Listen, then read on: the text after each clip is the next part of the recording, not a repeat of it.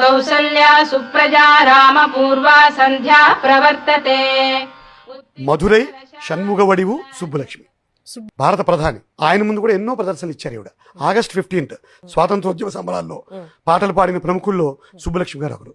నెహ్రూ గారు ఒక మాట అన్నారు, I am the mere prime minister of this country before this queen of the music.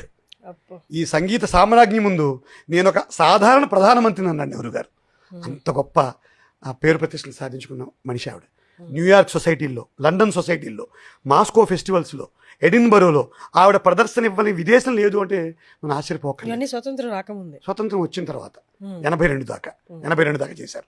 తర్వాత ఇందాక మాకు ఇంట్రడక్షన్లో చెప్పాను, 1966లో ఆవిడ ఐక్యరాజ్య సమితిలో తన ప్రదర్శన ఇవ్వడం జరిగింది. ఈ ఈ ఈ ప్రతిష్ట సాధించిన ఏకైక సంగీత విద్వాంసురాలుగా మనం ఆవిడ పేర్కొనవచ్చు.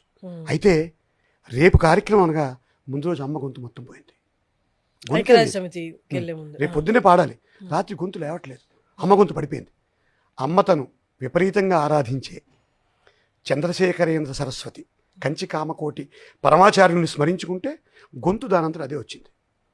అప్పుడు ఒక మాట చెప్తారు అమ్మ, ఈ సందర్భంలో చెప్తారు, గొంతు పోయింది, గొంతు వచ్చింది, అద్భుతంగా పాడాను, ఈ గొంతు నాకు పరమాచార్యులు ఇచ్చారని చెప్తూ పరమాచార్యులు చంద్రశేఖరేంద్ర సరస్వతితో తన అనుభవాన్ని చెప్తుంది. ఒక అద్భుతమైన పాటకి 72 రసాలు 72 రాగాలతో పాట కట్టమని అమ్మని పిలిచారు ఒకరోజు చంద్రశేఖరేంద్ర సరస్వతి. భయపడిపోయింది అమ్మ, ఇంకా చాలా చిన్నపిల్ల అప్పటికి. ఈ బృహత్ కార్యక్రమాన్ని నేను చేయలేనేమో గురువుగారు అని చెప్పి తన అనుమానాన్ని వ్యక్తం చేస్తే స్వామి నవ్వారు. ఈ పాట నువ్వు పాడుతున్నా అనుకుంటున్నావా, నీ ద్వారా ఈశ్వరుడు పాడతాడు, కంగారు పడకని చెప్పారు. సో అక్కడే ఆవిడలో ఒక డివైన్ అనుభూతిని కలిగించడం జరిగింది. సో అలా చేసుకుంటూ ఎన్నో చారిటబుల్ కార్యక్రమాలు. ప్రతి ప్రోగ్రాం నుంచి వచ్చిన డబ్బులో 80% పేద విద్యార్థులకి చదువులకి, మహిళలకి చదువులకి, పెళ్ళిళ్ళకి, హాస్పిటల్కి ఎక్కువ ఖర్చు పెట్టారు. శంకర నేత్రాలయ అనే ఐ హాస్పిటల్కి ఎన్ని కోట్ల రూపాయలు ఇచ్చారో వాళ్ళకే తెలియదు. ఈలోగా సదాశివం గారి పేపర్ చాలా నష్టాల్లో కూరుకుపోయి సామ్రాజ్యంగా బతికిన అమ్మ, పెద్ద పెద్ద భవంతుల్లో బతికిన అమ్మ మద్రాసుకి దూరంగా ఎక్కడో అడయారికి అవతల ఒక చిన్న రెంటెడ్ హౌస్లో మారిపోయి నేత చీరలు, సాధారణ జీవితంలోకి 2 ఎండ్స్ గడవడం కష్టం, పూట గడవడం కష్టం అన్న స్థితికి ఎంఎస్ సుబ్బలక్ష్మి గారు దిగిపోయారు. ఆ సందర్భంలో తిరుమల తిరుపతి దేవస్థానం ఎగ్జిక్యూటివ్ ఆఫీసర్ ప్రసాద్ గారికి 2 ఉత్తరాలు వచ్చాయి. ఈ పేదరికానికి దానికి సంబంధం ఏమిటి? ప్రసాద్ గారు 2 ఉత్తరాలు తెరిచి చూశారు. తిరుపతిలో అమ్మ మద్రాసులో ఎక్కడో ఒక చిన్న పూరి గుడిసి కంటే కొంచెం బెటర్ ఇంట్లో ఉంటున్నారు, తిండికి కూడా కష్టపడుతూ, ఎవరిని అడగని ఆభిజాత్యం, కోట్లు చూసిన మనిషి. ఏమైంది? 1979 సంవత్సరం ఇది. 1979 సంవత్సరం 2 ఉత్తరాలు వచ్చాయి ప్రసాద్ గారికి. దాంట్లో భగవంతుడి సేవలో తరిస్తూ, భగవంతుణ్ణే స్మరిస్తూ, భగవంతుణ్ణి ఆరాధిస్తూ సంగీతాన్ని సాధన చేస్తున్న ఎంఎస్ సుబ్బలక్ష్మి గారు కడు పేదరికంలో ఉన్నారు. వారి కోసం తిరుమల తిరుపతి దేవస్థానం ఏమైనా చేయగలదా అని ఒక టెలిగ్రామ్. 2వ టెలిగ్రామ్ కూడా అదే మెసేజ్. దేవుడి సేవలో ఉన్న ఎంఎస్ సుబ్బలక్ష్మి గారికి సహకరించగలవా? రెండో టెలిగ్రామ్. మొదటి టెలిగ్రామ్ పంపించింది కంచి కామకోటి పీఠాధిపతులు చంద్రశేఖరేంద్ర సరస్వతి. రెండవ టెలిగ్రామ్ పంపించింది పుట్టపర్తి భగవాన్ సత్యసాయిబాబా వారు. ఈ 2 చూడగానే కళ్ళు చెదిరిపోయాయి ప్రసాద్ గారికి. వెంటనే టీటీడీ చైర్మన్ గారు రమేష్ అన్న ఆయన పేరు మీటింగ్ పెట్టారు. మొత్తం మెంబర్స్ అంతా వచ్చారు.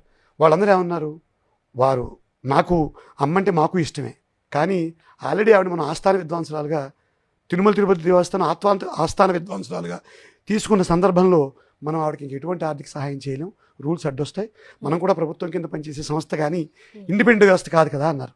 ఏం చేయాలో పాల్పోలేక కన్నీళ్లు కార్చుకుంటూ దుఃఖంతో వెంకటేశ్వర స్వామిని దర్శించుకోవడానికి ప్రసాద్ గారు, ఎగ్జిక్యూటివ్ ఆఫీసర్ ప్రసాద్ గారు స్వామి దర్శనానికి వెళ్ళారు.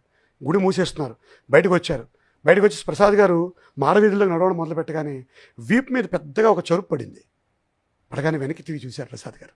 అక్కడ 6 మంది గిరిజన పిల్లలు బట్టలు కూడా సరిగా లేకుండా చాలా దీనస్థితిలో ఉన్న పిల్లలు 6 మంది అన్నమాచారి కీర్తనలు పాడడం మొదలుపెట్టారు. గిరిజనులు ఏమిటి, వేషధారణ ఏమిటి, వీళ్ళు అన్నమే పాటలు పాడడం ఏమిటి, కట్టెదురా వైకుంఠము కానాచి అనకొండ ఇలాంటి పాటలు వచ్చేస్తున్నాయి ఆ పిల్లల నోట్లోంచి. ఈయన మొహంలో చిరునవ్వు వచ్చింది. ఆ 6 పిల్లల్లో ఒక పిల్లాడు, ముందున్న పిల్లాడు మొహంలో ఒక తేజస్సు కనిపించింది. అంతే. తర్వాత వాళ్ళు ఎటు వెళ్ళారో తెలియదు. ఈయన వెంటనే వెళ్ళి కంచి కామకోటి పీఠాధిపతులు కాళ్ళ మీద ఉన్నాడు. స్వామి 6 గిరిజన పిల్లలు అన్నమాచార్య కీర్తనలు పాడుతూ కనిపించారు అనగానే స్వామి నవ్వారు. ఇంకా అర్థం కాలేదా ప్రసాద్ నీకు? ఇంకా అర్థం కాలేదా? 6 పిల్లలు నీకే కనిపించారు, ఇంకెవరికి కనిపించలేదు. ఆ పాటలు నీకే వినిపించాయి, ఇంకెవరికి వినిపించలేదు.